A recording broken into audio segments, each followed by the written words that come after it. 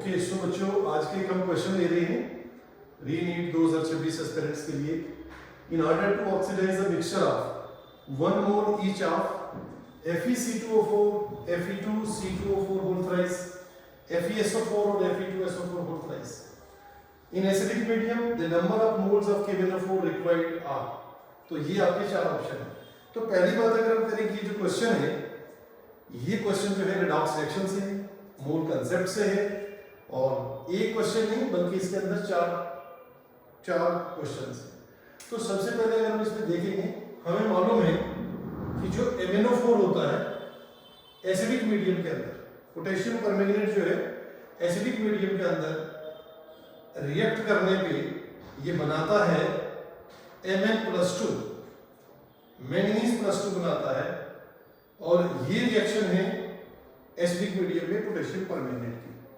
सो आपने देखा कि जो MnO4 है Mn+2 में चेंज हो रहा है, तो इसका जो n फैक्टर है वो है 5, इसके n फैक्टर 5।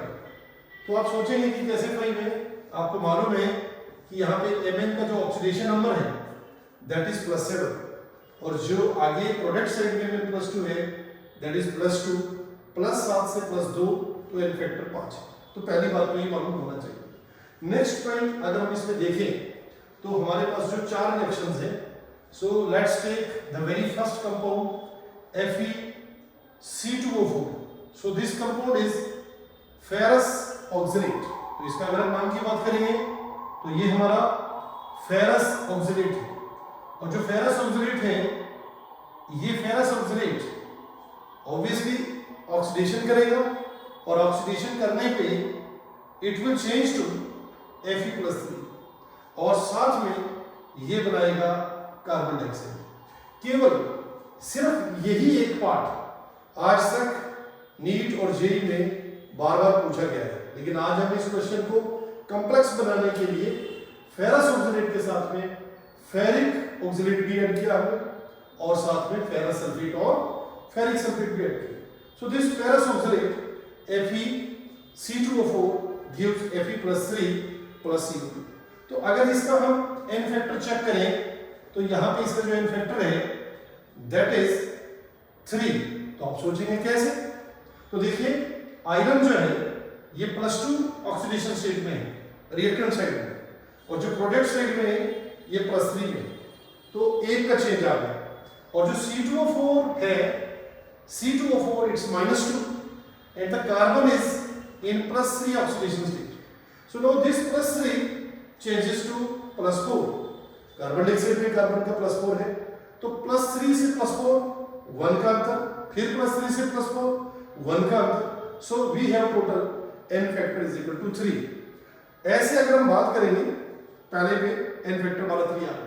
अब अगर हम Fe2C2O4 होल थ्राइस की बात करें तो आपको मालूम है कि जो Fe2C2O4 होल थ्राइस है, इसमें आयरन हमारा +3 ऑक्सीडेशन स्टेट में, so iron will not oxidize further, but yes ये जो ऑक्सीडेट है that is in +3 oxidation state of carbon, it will change to carbon dioxide.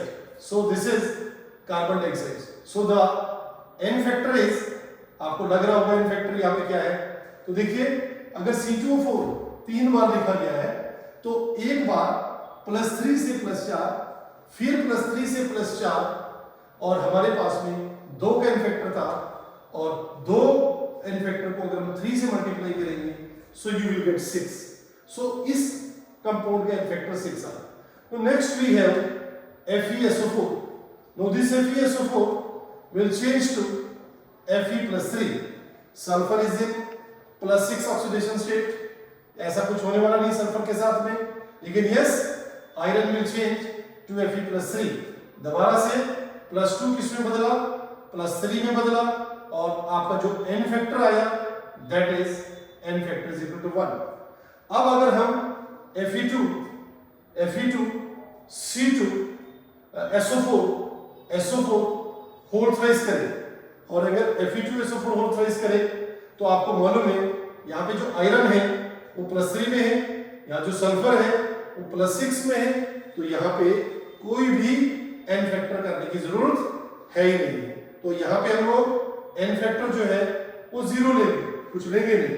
तो कहने का मतलब कि आयरन +3 में है, ये किसी और ऑक्सीडेशन स्टेट में चेंज नहीं होगा। सल्फर +6 में है, ये किसी में चेंज नहीं होगा। नो, अब हमने क्या करना है, एक रिएक्शन में नंबर ऑफ मोल्स चेक करने कि कितने मोल्स लगेंगे पोटेशियम परमैंगनेट, फिर दूसरी में कितने लगेंगे और फिर तीसरी में कितने लगेंगे, और देन तीनों रिएक्शन के मोल्स को हम ऐड करेंगे। सुनो, come to this very first part, this is ferrous oxide, this is B part, this is your C part. अब हम ए पार्ट की बात करते हैं कि जो आपके पास FeC2O4 है, FeC2O4 है और साथ में मैंने लिख दिया MnO4- ऊपर वाला, आगे मैंने लिखूंगा, आगे आपको पता क्या बनने वाला। यहां पे आप देखिए इसका जो n फैक्टर आया दैट इज 3 और जो इसका n फैक्टर है दैट इज 5। तो जो इसका n फैक्टर था वो उसको इसमें कर दो और जो इसका n फैक्टर था वो इसमें कर दो, मतलब ये 5 यहां पे आएगा बच्चे और ये 3 यहां पे चले जाएगा। तो आपने समझ लिया कि फेरस ऑक्सलेट का जो n फैक्टर आ रहा था वो as a coefficient of permanganate डालना है और जो परमैंगनेट का n फैक्टर था वो as a coefficient of ferrous oxalate करना है। नो, अब आपको समझ में आ गया कि अगर आपके पास 1 मोल, ये चीज 3 मोल है, ये 3 मोल है, आप बेसिक मैथ्स चलेगा। 3 मोल अगर आपके पास 5 मोल, इफ यू हैव 5 मोल से कितना बन रहा है, 3 मोल बन रहा है, और 1 मोल से बेटा कितना बनेगा 3.5 which is equal to 0.6। तो हमें पूछा गया था 1 मोल से आपने निकालना, तो देखिए 5 से 3 बन रहा है तो 1 से 3/5 यानी 0.6। तो ये हमारा ए पार्ट का है। नाउ अब आप बी पार्ट को ट्राई करिए, बताइए क्या लिखेंगे हम लोग इसमें। हम इसमें लिखेंगे Fe2C2O4 whole thrice plus MnO4-, आगे क्या होने वाला है, सेम, लिखने की जरूरत नहीं। So what is it's n factor, इसका n फैक्टर हमने क्या निकाला था, इसका 6 निकाला था, इसका कितना है, इसका n फैक्टर कितना था 5। तो बोलो बेटा हम क्या करेंगे, इस 5 को हम यहां डालेंगे और इस 6 को हम यहां डालेंगे। अब दोबारा से बात आ गई, यदि इसके 5 मोल हैं तो KMnO4 के 6 बन रहे हैं, और अगर ये 1 है तो ये 6 को 5 से डिवाइड करेंगे, you will get 1.2 mole. No, come to the C part. यदि हम इस सी पार्ट पे चलते हैं FeSO4, तो ये है FeSO4 और ये है हमारा MnO4-। क्या होने वाला है वो बता दिया मैंने। इसका n फैक्टर कितना था, FeSO4 का n फैक्टर था 1 और इसका n फैक्टर था बच्चे 5।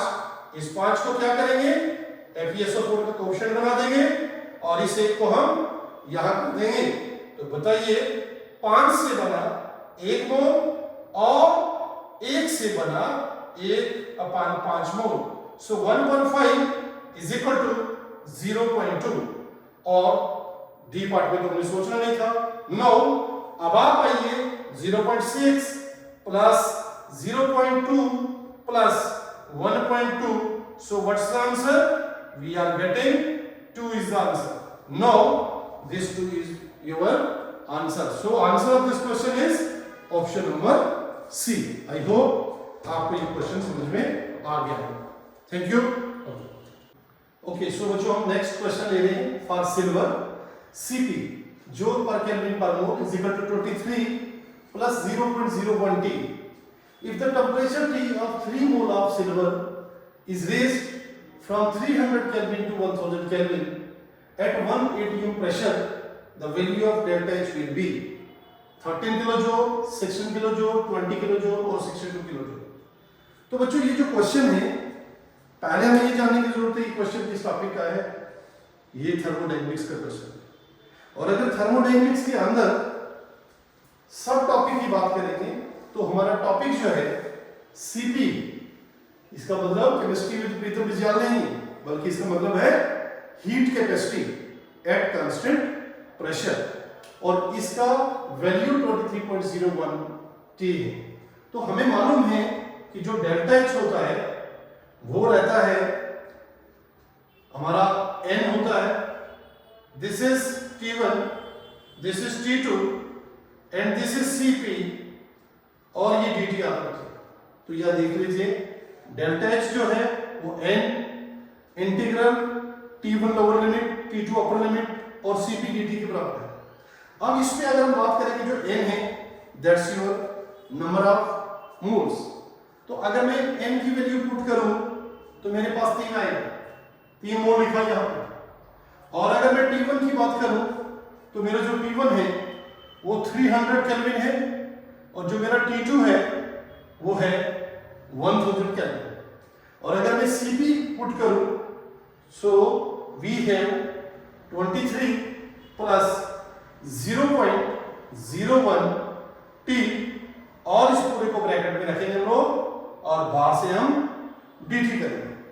सो अब अगर हम इसको आगे ले चलें तो देखिए delta H, this delta H is equal to, तो मैं क्या करूंगा, मैं लिखूंगा this is 3, this is 300, this is 1000 और मेरे पास अब मैं अगर 23 dt करूं, अगर मैं इसको ऐसा करूं कि it is 23 dt plus 0.01 t dt आ जाएगा, तो ये नहीं इसका मेरा 3 देगा, यहां 1000, यहां 300 और 23 dt का अगर इंटीग्रेशन करेंगे तो वी विल गेट 23 t, तो हमारे पास 23 t बनेगा।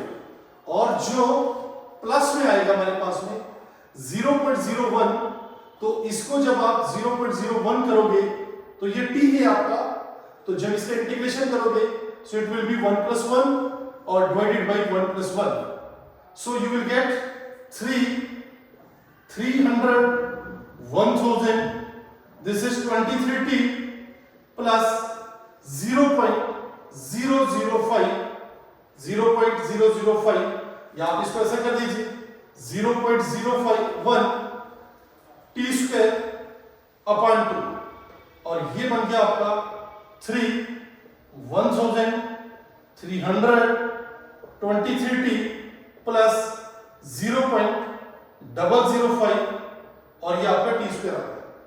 अब हम यहाँ पे क्या करेंगे, हम लोग 3 को बाहर रखेंगे, 3 दोनों चीजों का है, फिर अंदर हम ब्रैकेट लगा देंगे। अब हम क्या करेंगे, 23 टी है हमारे पास में, तो पहले हम एक बार अपर लिमिट लेते हैं और फिर एक बार लोअर लिमिट लेते हैं। अगर मैंने 23 लिया तो मैं करूंगा 23 इंटू टी, चलिए हम अपर लिमिट वाला टी ले लेते हैं, तो अपर लिमिट वाला टी कितना हमारे पास में 1000, 23 इंटू 1000 प्लस 0.005 इंटू, यहां पे भी टी हमने कौन सा लेना है 1000 और यहां पे मैंने 1000 लिया और इसका स्क्वायर कर दिया। अब इस पूरे नंबर को हम यहां पे माइनस करेंगे और माइनस में क्या करेंगे, लोअर लिमिट वाला लेंगे, तो no this is 23 into 300, 23 into 300 plus 0.005 into 300 का होल स्क्वायर और ये आपका ऐसे बनेगा। अब अगर आप इसको देखेंगे so this is your 23 into 100 we are having 23,000 plus 0.005 into 10⁻⁶, we have 10⁻⁶ minus 23 into 3 6900 plus इस पूरे को ऐसे करके प्लस 0.005 इंटू 9 और मेरे 4 जीरो आ गए यहां पे। No this is equal to 23,000 plus 23,000 plus आप 5 बना दो और ये 3 जीरो काट दो, इसको 5 बना दो और ये आपके पास बन गया 5000। अब आप इस पे आ जाइए, आपका आ गया 6900 और प्लस करिए, इसको 5 बना दो और यहाँ पे 3 जीरो काट दो और 19 टू 5 करो, यू विल गेट 450। नो इसी नंबर को थोड़ा सा आगे ले चलते हैं यहाँ पे। अब देखिए यहाँ पे आते हैं तो ये मेरे पास 3 आ गया, अंदर हमारे पास में 23,000 plus 5 we are having 28,000 minus 69 plus 4 50 7350 it is 7350। आप 28,000 में से 7350 करेंगे, यू विल गेट 0 5 936 और 27 minus 7 you are getting 20। सो आपके पास बना 3 multiplied by 20650 and this is equal to 0 5 18 9 और 16, so it is 60 point something। तो 60.9 300 35 15 1 16 और 1 18 और 1 19 और 20 into 360 और दिस इज 60.92। तो आपके पास आंसर आ गया। ये आपका आंसर जो है this answer is in joules. तो आपके पास ये आंसर जो है जूल्स में है और आप इसको कर दीजिएगा किलो जूल में, तो आपका आंसर जो होगा that will be 62 kilo joule. So this will be your answer. Okay.